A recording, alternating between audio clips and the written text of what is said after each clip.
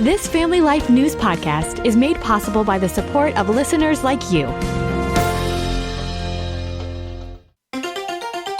Next on the 5 o'clock report. I think it's great that we made a deal today instead of playing games. Those feels like temperatures could exceed 110 degrees. He is cured from the cancer. We're going from Guam to Alaska, Fairbanks to Philadelphia. Now, let's go to the newsroom. Trump tees off. Good afternoon. Thank you very much for joining us. I'm Mark Webster. He met with the British Prime Minister and then the floor was open at Trump's Scottish Golf Club during a news conference that ranged from tariffs to Ukraine to Gaza to the Epstein files. On tariffs, Trump trumpeted the new U.S. deal with much of Europe. I think it's great that we made a deal today instead of playing games. All of the countries will be opened up to trade with the United States at zero tariff. On Russia, he says Vladimir Putin's apparent stalling in talks with Ukraine to end the Russian invasion will shrink a U.S. deadline for threatened new sanctions down to under 2 weeks from the original 50 days. To Gaza, word that the U.S. will set up food distribution centers on the Gaza Strip, even as aid has begun flowing more freely to civilians caught in the fighting there. As for Epstein, Trump says an earlier association with him came to an abrupt end at his Florida compound, Mar-a-Lago. I threw him out of the place, persona non grata. I threw him out, and that was it. I'm glad I did, if you want to know the truth. Trump maintains there's nothing damaging to him in the Epstein case files, noting Democrats had 4 years to unleash it, if there was. Meantime, Epstein's accomplice wants the Supreme Court to overturn her sex trafficking conviction. In a new brief filed today, Ghislaine Maxwell's lawyers argue an agreement made between Epstein and the U.S. government shields her from prosecution. Maxwell is currently serving a 20-year sentence in federal prison. She met with the DOJ for questioning last week as the Trump administration faces pressure to release all files related to the Epstein case. Life-threatening temperatures this week due to a heat dome. Portions of the southeast coast, including the Carolinas, Georgia, and northern Florida, under extreme heat warnings today. Heat advisories in parts of Pennsylvania right now. Philly meteorologist Grant Gilmore. There could be over 30 record high temperatures that may fall. Places like Savannah looking at high temperatures of 101 degrees. And the humidity is what's going to make this heat wave especially dangerous, where those feels like temperatures could exceed 110 degrees. Our own Kevin Williams tracking it all. His updated forecast for your area is just ahead. The battle over defunding leading abortion provider Planned Parenthood took another legal twist today. The judge granted the organization, the nation's largest abortion provider, a permanent injunction. It blocks the federal government from cutting Medicaid payments to Planned Parenthood clinics for non-abortion related care. CBS's Christopher Cruz. The man accused of stabbing several people in a Michigan Walmart store this weekend is going to face terrorism charges. The sheriff there credits Good Samaritans, including one armed with a handgun, for rallying together to confront the attacker. They were actually utilizing numbers and their available resources to get this individual in a position where he couldn't get away. Cell phone video shows one man pointing a handgun at the attacker. 10 out of the 11 victims still in the hospital. All are expected to recover, though. Bradford Galea is facing a charge of terrorism as well as 11 counts of attempted murder. Reports say 2 people are dead, several hurt after a gunman opened fire at a Reno, Nevada casino. Police say it happened outside the Grand Sierra Resort and Casino this morning in the Valet area. The suspect has been captured after a gun battle with police and is in the hospital. The total number of victims not currently known. Football legend Deion Sanders says he was diagnosed with bladder cancer earlier this year. That revelation today from the bombastic University of Colorado coach alongside his oncologist, who says, Given his commitments to his family and to the team elected to undergo bladder removal, we performed a full robot-assisted laparoscopic bladder removal and creation of a new bladder. And I am pleased to report that the results from the surgery are that he is cured from the cancer. Sanders says he knew the surgery was coming up during the NFL draft when his son dealt with the uncertainty of when he would be picked. Sanders says fans might notice a porta-john on the Colorado sidelines this season and added he wanted to be an example for others going through similar cancer diagnoses. Business Week starting quietly, but some big economic news is on the way. Job openings and consumer confidence numbers come out tomorrow, followed by a key interest rate decision from the Federal Reserve on Wednesday. That impacts the interest rates you you and I pay on loans, mortgages, and credit cards. Well, started your back-to-school shopping yet? The threat of tariffs having an impact there. Catherine Cullen with the National Retail Federation says parents began that yearly spending spree earlier than usual this summer. Everyone is just dealing with a lot of uncertainty when it comes to whether or not prices are going to go up or not. Cullen says nearly 7 in 10 back-to-school shoppers started buying early in early July. We're seeing a record number of shoppers shopping early. Consumers are trying to get ahead of any price increases and really plan ahead this season. Shoppers are expected to spend about $850 per family on clothes, school supplies, and electronics this year. That's actually down 2% from last year. Well, now that Independence Day 2025 is firmly in the rearview mirror, thoughts are already turning to next Independence Day. That'll mark America's 250th birthday. And if you have some America stories you'd like to share, a chance to do just that might be coming your way. A nonprofit called America 250 is working with U.S. officials to crisscross America to gather Americans' stories ahead of the big celebration. America 250 director Rosie Rios tells Fox News the tour is called Our American Story. We're going from Guam to Alaska, Fairbanks to Philadelphia, and everywhere in between. We're meeting people where they are thanks to our beautifully reimagined Airstream travel trailers. These will be mobile recording studios that will crisscross the country, making stops in local Walmart parking lots to engage communities and local leaders. Rio says the goal is to build the largest oral and visual history collection in the U.S. Still to come on the 5 o'clock report, getting hotter and hazier in New York and Pennsylvania, an arrest in that Wegmans warehouse shooting, and reinventing the concept of Christian camping.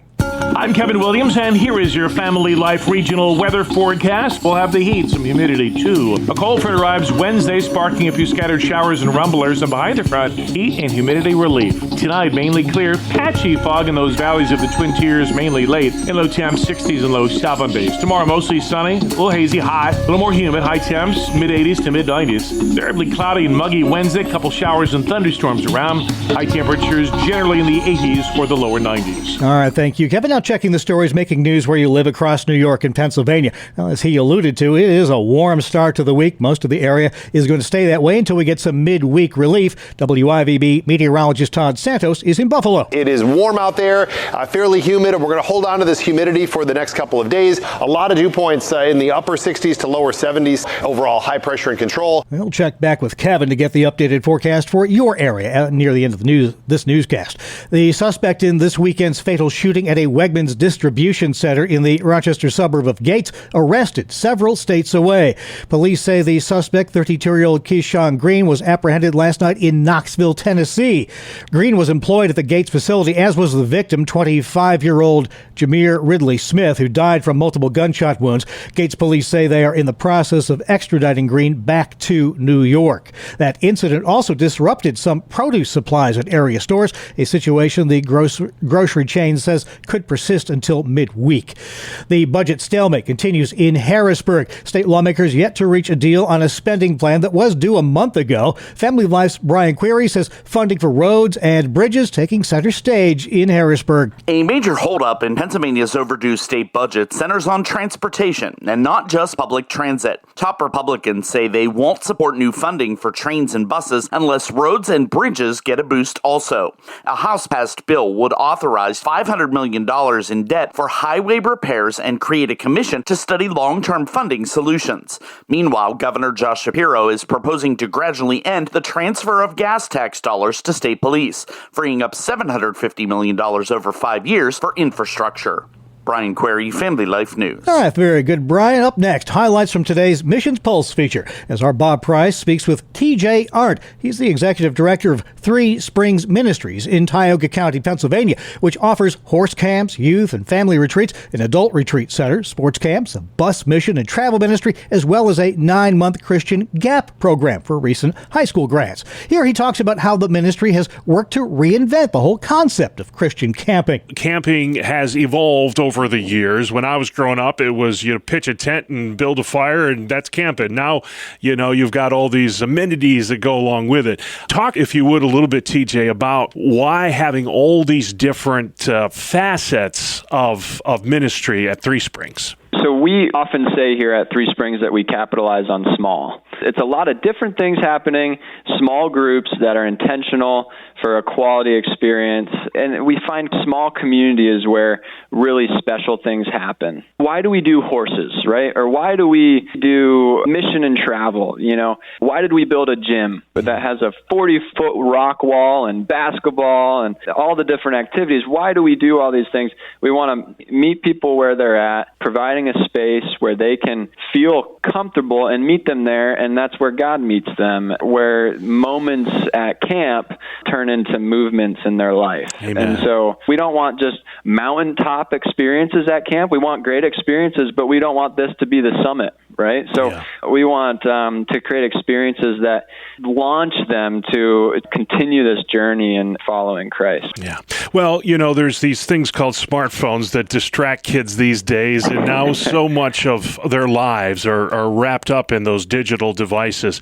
Before all of this, before we had smartphones, camping was a big thing in the summer for families. They would pack up the van or the station wagon. I don't know if they have station wagons anymore. And they'd head off to camp for a week or whatever in the mountains or at the lake. I'm wondering, TJ, is camping as big a deal today in 2025 as it was in years past? We've definitely seen it change. And, we recognize that God never changes, right? But change is actually one of Three Springs' core values. We want to change and adapt our methods of reaching people, our methods of ministry, recognizing that our God never changes within that, and the truths of His Word never change. But we want to constantly be thinking, what can we do to go toward? We want to adapt, and so if there's something that an organization, a church, youth group is interested in doing, we want to be all about that conversation. How can we make that happen, and create an experience that is meeting people where they're at? And so is it different? Yes. I think it is different. There's been waves of kids being more interested in adventure and high activity type of experiences. But I think there's some of that coming back, extreme sport type stuff. And so there's definitely shifts and changes, and we're here to shift with it, but not shifting our values. Amen. That's a wonderful approach to it. I coach sports, and I tell the kids, if I don't accomplish anything else this summer, at least I got you off those phones for a couple hours a day. Yeah. and I will say, too, for our 9-month discipleship program, technology is something that they talk about quite a bit. They don't have their phones except for Sunday afternoons. Yeah. And I imagine at the end of that week, you probably don't have a lot of kids saying, boy, that was a mistake, not having my phone. Right. They don't miss it. They don't miss it. When you stop looking down and you start looking up. That's TJ Art, Executive Director of Three Springs Ministries in Tioga County, Pennsylvania, speaking with our Bob Price during today's Missions Pulse feature about the reinventing of the concept of Christian camping. You can hear the entire interview and all of our original Family Life news features in podcast form at Apple Podcast, YouTube, Spotify, or at FamilyLife.org. This is the 5 o'clock report on Family Life. Philippians 4:19 reads, "And my God will supply every need of yours according to His riches and glory in Christ Jesus." Hi, I'm Rob West with your Faith and Finance Minute. But what does that verse really mean? Obviously, the most important need God has provided is salvation through faith in His Son, Jesus Christ. But after that, is there a limit to God's earthly provision for us? Yes. Philippians 4 does not say, "And my God will provide every want of yours, only your needs, according to His sovereign will." This flies in the face of the so-called prosperity gospel, which falsely claims that God will reward you with material wealth according to your faith.